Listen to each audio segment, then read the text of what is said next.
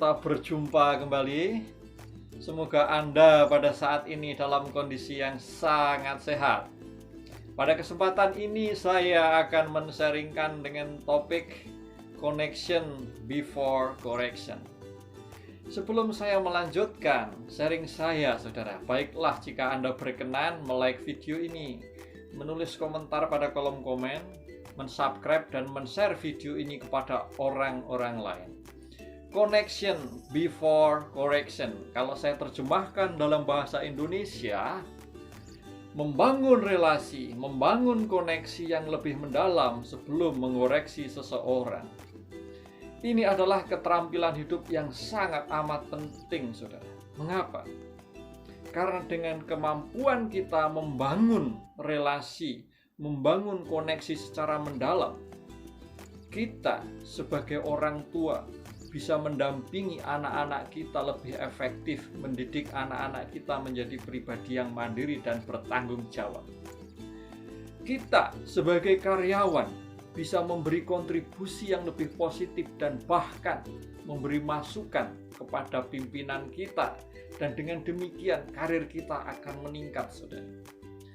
Di dalam penjualan, ketika kita mampu membangun koneksi relasi secara mendalam dengan calon customer atau customer, saudara, maka penjualan kita akan sangat meningkat, saudara. Itulah pentingnya bagaimana sebuah koneksi, sebuah relasi di dalam kehidupan ini sebelum kita mengoreksi seseorang.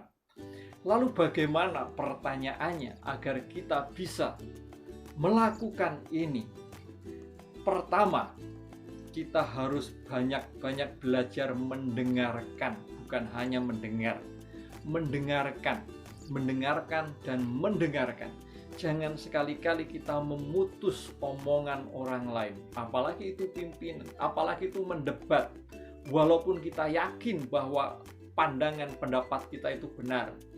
Lalu yang kedua, setelah kita mendengarkan, kita berusaha untuk memahami dan mengerti. Kalau kita sudah berusaha memahami dan mengerti, langkah ketiganya, saudara, itu adalah kita berusaha untuk memenuhi apa yang mereka harapkan.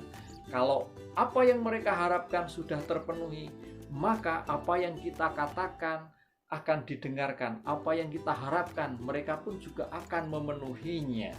Dan ini sangat efektif sekali.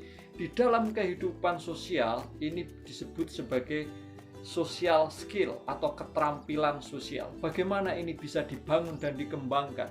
Pada video-video saya sebelumnya saya sudah pernah bahas.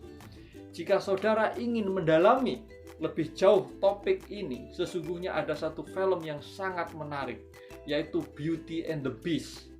Beauty and the Beast, film itu kalau kita perhatikan, kalau kita lihat, menceritakan bagaimana pangeran yang dikutuk menjadi buruk rupa berusaha menjalin sebuah relasi dengan seorang gadis yang terjebak di kastil itu. Dia berusaha menjalin relasi karena apa?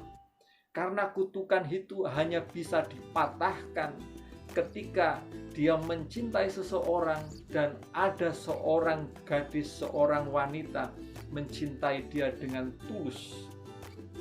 Silahkan Anda saksikan film itu dan saya pastikan Anda akan mendapatkan nilai-nilai bagaimana membangun sebuah relasi, sebuah koneksi, dan akhirnya kutukan itu pun berhasil dipatahkan karena pada ending ceritanya